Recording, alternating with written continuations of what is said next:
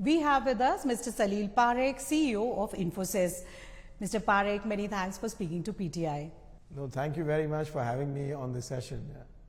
Let's turn to business. You raised revenue growth guidance to 3 to 4% for FY25. You beat the street estimates with your Q1 profits. What gave you that confidence? What has really changed in the demand environment? And have those positives sustained over the last few months? Is the recovery still at play? And would you say the worst is now behind us?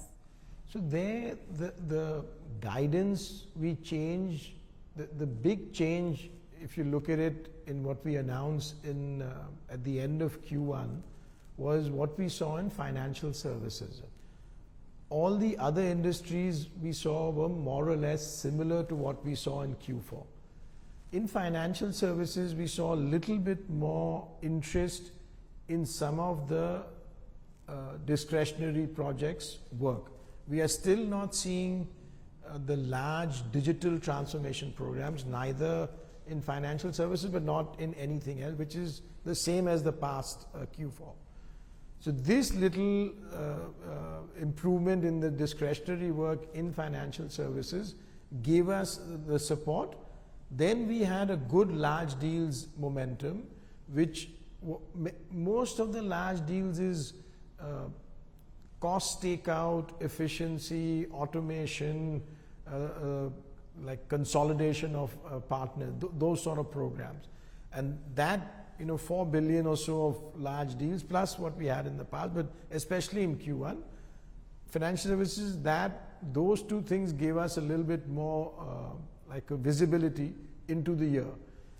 After saying that, we still have a view that normally our seasonality is Q1, Q2 are stronger, Q3, Q4 are normally not as much as Q1, Q2, and we have assumed and we are seeing similar seasonality right now for the full year. What are you seeing on pickup in discretionary spends are concerned? You call out financial service sector as one that is giving you hope. But overall, what are the big challenges? What are the macro concerns at this point of time? Which are the verticals and geographies that are driving strong growth apart from financial services? And where are the pockets of weakness? And more importantly, what is happening on the pricing environment? Has that stabilized? Is it becoming better with the quarters? So from an industry perspective, again, if you look at our Q1 results, Europe was better than US. On the macro, my sense is most industries, because of the high interest rate environment, are still not doing large tech programs. A lot of the digital program, which is where we have a lot of strength, had slowed down. So there's much more of the cost and efficiency type of programs. Financial services we talked about, we saw a little bit of the discretionary that started. In the other segments, nothing had changed. So we have basically indicated there was weakness or softness in retail. We had talked about softness in high tech. That had continued. We'd said manufacturing was still okay, a little bit slower than the previous cycle, but still growing quite okay. So those were the differences in the industries and the geography. Pricing is actually quite stable. We've not seen, even previously, but certainly not in Q1, anything. It looks stable to us in Q1. Earlier in 2024, Infosys announced a couple of acquisitions in semi and then in tech for 450 million euro. You have a strong balance sheet, you have comfortable cash and cash equivalents, and business outlook is looking up. Are you looking at more M&A opportunities perhaps in GenAI and AI space? What kind of companies would interest you? So absolutely, I think we are very good business in engineering services already within Infosys, and then we did those two acquisitions, both of them in engineering services, one on semiconductor side, one on the automotive side, but very strong businesses, and we feel quite good about expanding that footprint. We will continue to do more acquisitions. We, as you point out, we have a good balance sheet, good cash generation, and now feel quite comfortable with the integration of acquisitions in different areas. So where we are looking, of course, we've done engineering services. We will look at areas, other areas, for example, data analytics. We might look at some SaaS areas. We look at other geographies in Europe, maybe in US as well. So we are continuing to look, and we have things that are normally in the pipeline, but those take their own time. There's a lot of discussions on the strategic fit, on the financial, sort of the cost of it, and then the cultural fit into the company, and then how will we integrate it. So many of those discussions are ongoing, but we'll see what comes out. Could more of these acquisitions be in that big ticket size, like Intech, for instance, was a blockbuster acquisition? Would you be looking hungry for those kind of big investments as well? Absolutely. I think those would be the size that we would look at in terms of scale, and given like our structure, we could do a few of those. The big ones. The bigger ones. Are you hopeful of closing something this financial year, something new? The thing with this is difficult to say, because we are in discussions, or like not discussions, evaluating several. But to get a fit on the financial parameter, strategic parameter, culture, integration, all of it may not work out. But like this too happened relatively quickly. Before that, for some quarters, we'd not done anything. So it's not like a predictable thing, but the evaluations are ongoing. AI and generative AI are flavors of the season. Let's start off from there. What kind of opportunities do you see from generative AI and AI for Infosys? How is it panning out for your business? How are you helping clients leverage these new age technologies for business benefits? And how is it changing Infosys as an organization? So generative AI is become very critical in how our clients are looking at what they want to do. And there's different ways that this is coming together. The first part of it is, when a large enterprise has their data in a somewhat organized manner, it's much easier for them to then leverage generative AI, because you need that basic foundation. And today, a second piece of the foundation is cloud, because that helps to organize many of these things, and also helps overall in a way to drive generative AI. Now with that foundation, and we've been working for years on something called COBOL, which helps our clients with cloud, and data and analytics services, which help them work their data in an organized way. Once you put that together, a large enterprise, at least today, has several ways they can leverage generative AI. Three of the ways that we are working with our clients on, and are quite beneficial. One relates to what they're doing essentially with software development, and this is one which is widely discussed. There are today large language models, there are tools, both proprietary and open source, which allow an organization to much more efficiently develop software. Now the way the benefits come, it depends on the enterprise. If it's a large company which have gone through many acquisitions and have different approaches within the company, the benefits are not as prevalent, but they're still quite substantive. If you have a large organization with one way of doing software development, the benefits are quite significant. And we have approaches for all of these with different large language models. The second area is customer service, and customer service relating to what clients are doing in their customer service organization. Again, we are seeing quite substantial benefits that clients can achieve in this. The third area is when clients have knowledge objects, whether it's, let's say, in a bank, in the credit department, in a manufacturing company, in the product elements of what products to use, in a telco, in, let's say, the pricing of their programs.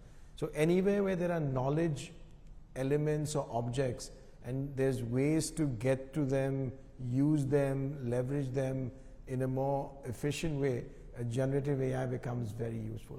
So these are three big areas that we are working with our clients on. Then we've done, you probably know, we have a product called Finacle, which we use, many banks in the world are using, we've used generative AI in our Finacle product to improve what we're doing within software development and the product itself. And then we are building various tools. One example is we've built a tool on an open source large language model which can help clients to build Java software faster on a desktop.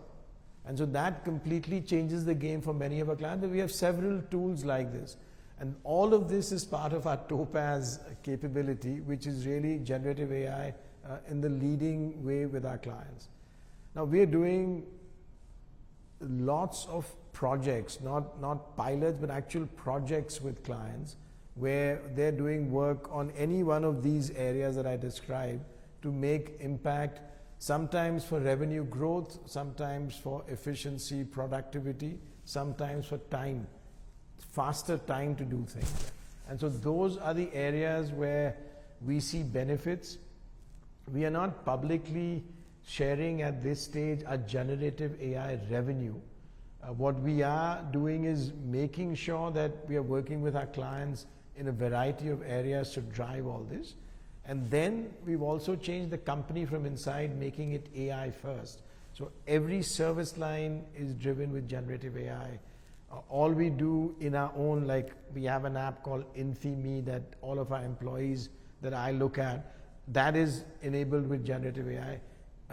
People in HR, in marketing, in finance, in delivery, everyone is using generative AI within the company to make it more and more easy. So huge mobilization for generative AI within Infosys. And what has been the response of the client to the offerings that you're bringing to them on GenAI, and what is the headroom for growth that you see? So today there's a huge reception with clients on generative AI, but it's still, the project sizes are still small. So we think this will accelerate as time goes on, but we'll wait and watch how it develops. It's a bit like, some years ago when we started with digital or with cloud. These things start off in a certain way, and then we see what the benefits clients are getting. If they see the benefits are substantial, more and more adoption will come. And you're hopeful that that is going to happen with GenAI as well? So we see that as a strong indication today. Clients have a lot of interest in it.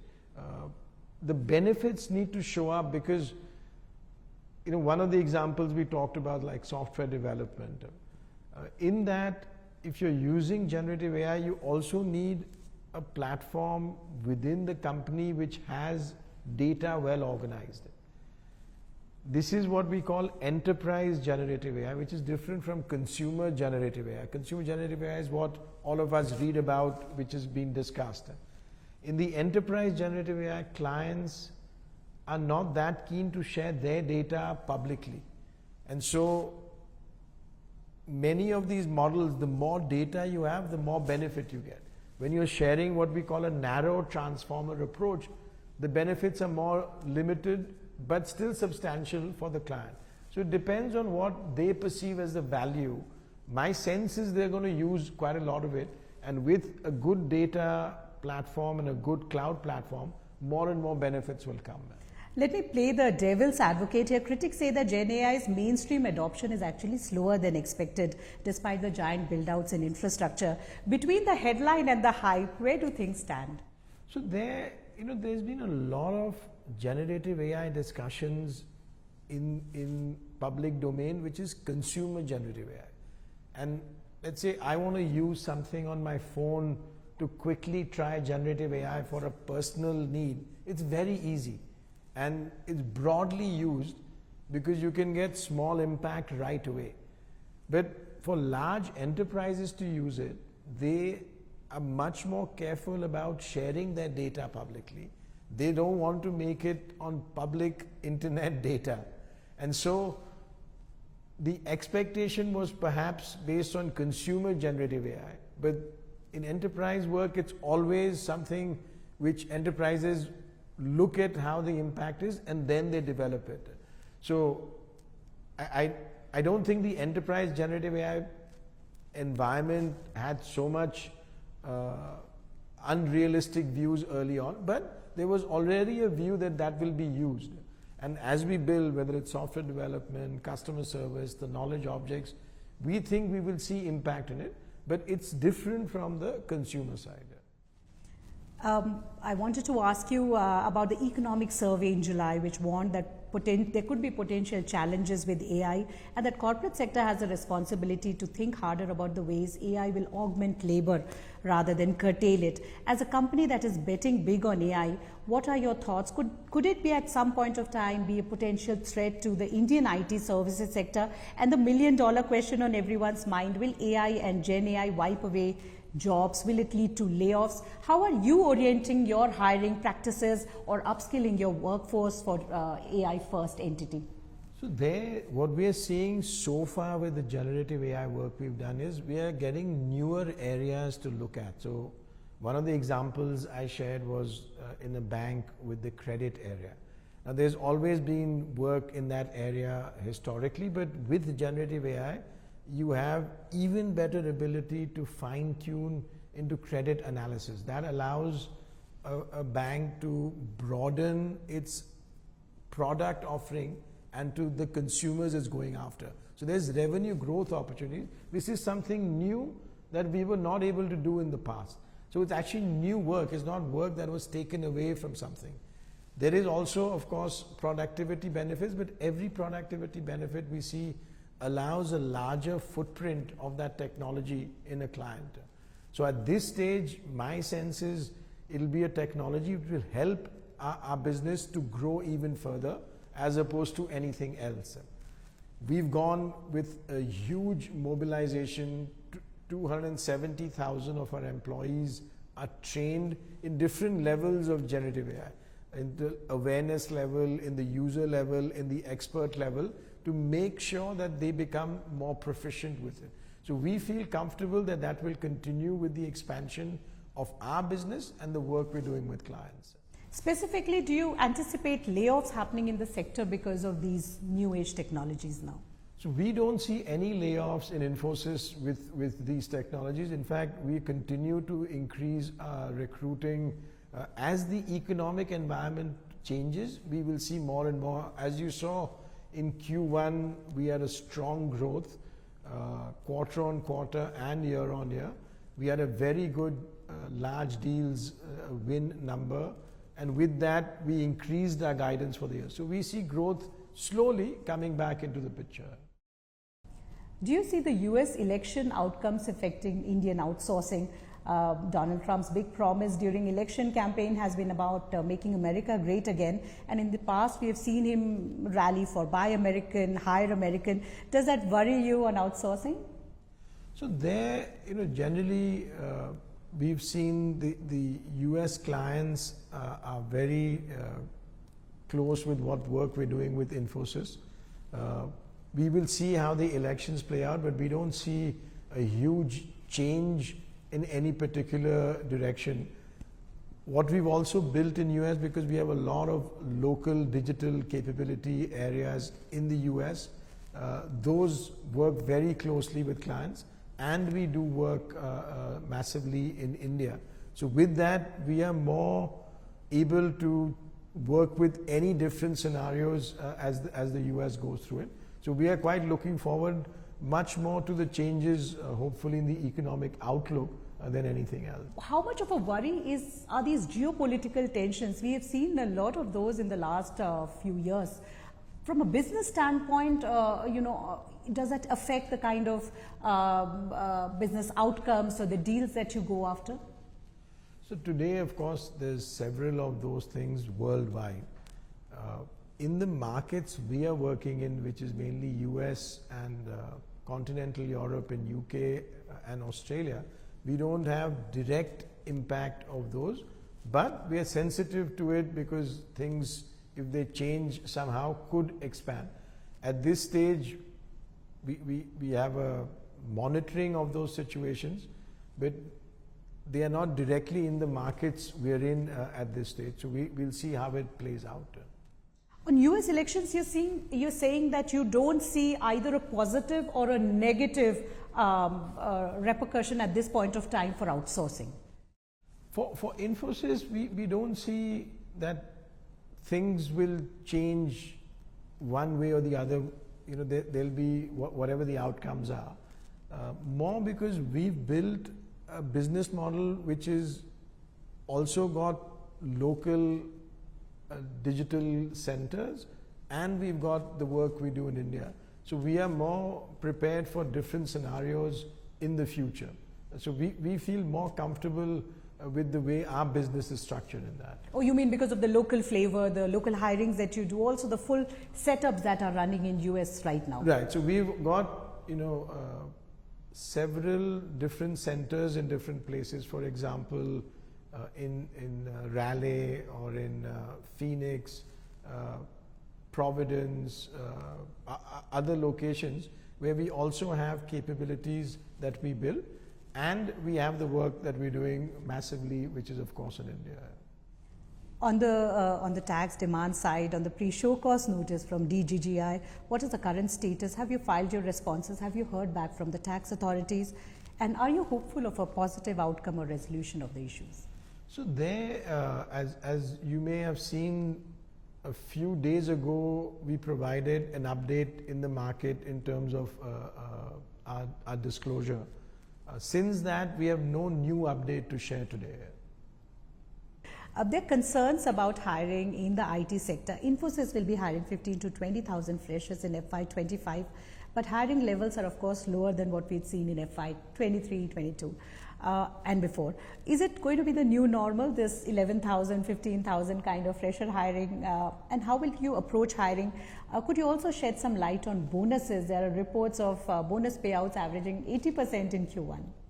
So on the hiring, I think we gave an indication at the end of Q1 of the range of numbers for campus hiring. For me, that's a great signal.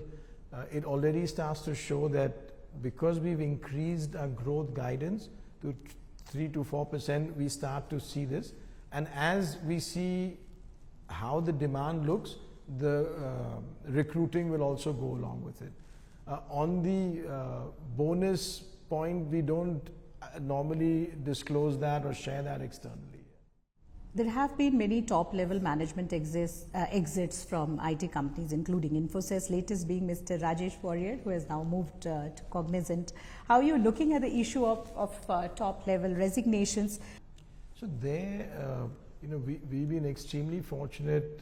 If you look at our team, the senior leadership team that we have, we've got a huge depth in our leadership bench. So in the last few quarters, we've moved people to new roles internally when we've had changes. And even today, we have a team which is essentially people who've been with the company a long time. And then, in addition, a leadership bench at the next level that is within the company, already doing large roles which are ready to fill those. So I feel very comfortable that our leadership strength is solid. It's a team that is much more, we talk a little bit about this one Infosys concept, is much more aligned because in that sense they've worked with each other for a number of years and are much more driving the outcomes in the market. And that's one of the reasons, for example, why you see very good outcomes on large deals, because to do those, you need a team that's working well together. By bringing in people from 3 or 4 different organizations, it's more difficult to do those things. And we've been fortunate to have a team that we've been able to develop internally that can drive that. The same with the generative AI rollout. Again, when you have a team that's working together for years, many of these things can happen because we have operations all around the world.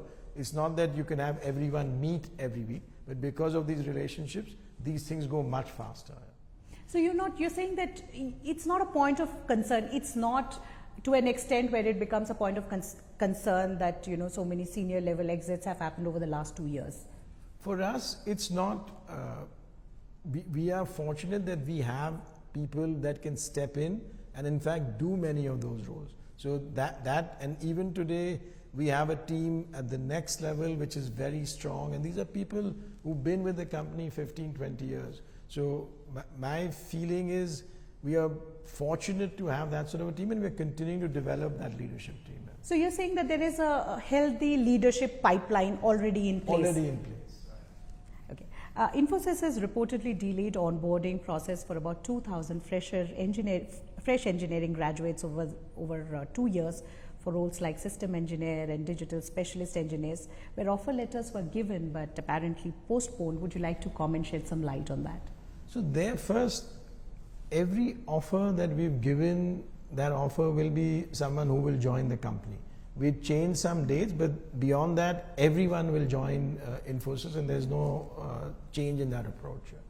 Indian IT companies are becoming stricter on return to work policies. Some are linking it to variable pay and some linking it to leaves. So far as Infosys is concerned, have you also put out a diktat or mandated employees to be here 3 days a week, 4 days a week? What is your return to work policy, and to what extent are employees back in campus now? So first, we've been flexible on the return to work from the very beginning, which is we have no mandate. It's really how the employees choose what they want to do. There are some clients, and this happened a while ago, who were keen that their teams were in office, and that has happened long time ago. We've also shared that there is a view, there's a benefit to having some level of social connect, because it will help in mentoring and development over time, but it doesn't mean there's a timeline to it. You know, people should look at that and do what makes appropriate sense. We've also built new campuses or smaller offices in smaller locations where we found some individuals or groups of our employees had moved during the COVID time. Today what we see is a large number of our employees are back on campus. And so if you were here yesterday, you see today, it's not the campus that we were seeing maybe a year and a half ago. It's a lot of activity, the food courts are full, there's a lot of buzz on the campus itself. And we see that is steadily increasing every week, every month, every quarter, and we will continue to see that. Let me wrap up by asking you this. India is an outlier. It is a bright spot in an otherwise global economy which is undergoing, slowdown, possibility of recession. India continues with a robust growth, 6%, 7%, unheard of in many of the large markets. It's looking to also be fully developed by 2047, looking to be the third largest in another 3 to 4 years. What is Infosys's plans for tapping this business opportunity that India offers today vis-a-vis some of the large global markets? Well, India is a huge opportunity. So we are doing, as you know, a lot of work with the government. Some of the work that we've done, for example, on the personal income tax system is extremely well received. We had this year about 73 crore people filing returns on the platform. The growth that we are seeing for different types of work across the Indian environment is massive, and we are very much part of making sure that we play both with private sector companies and with government agencies where we can support, for example, the vision of the government to be a digital India, and so we are helping to build some of the building blocks for that digital India going ahead.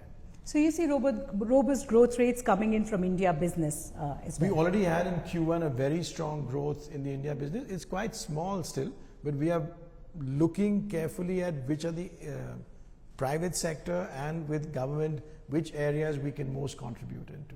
As you pointed out, India's economic success is just fantastic. It is very different from what is going on in many other parts of the world. I think in terms of the economy, we've managed the inflation very well. So very strong approach the government has put in to make the economy grow nicely. On that note, Mr. Parekh, thank you so much for speaking to PTI. I really appreciate you taking out time for us, sir.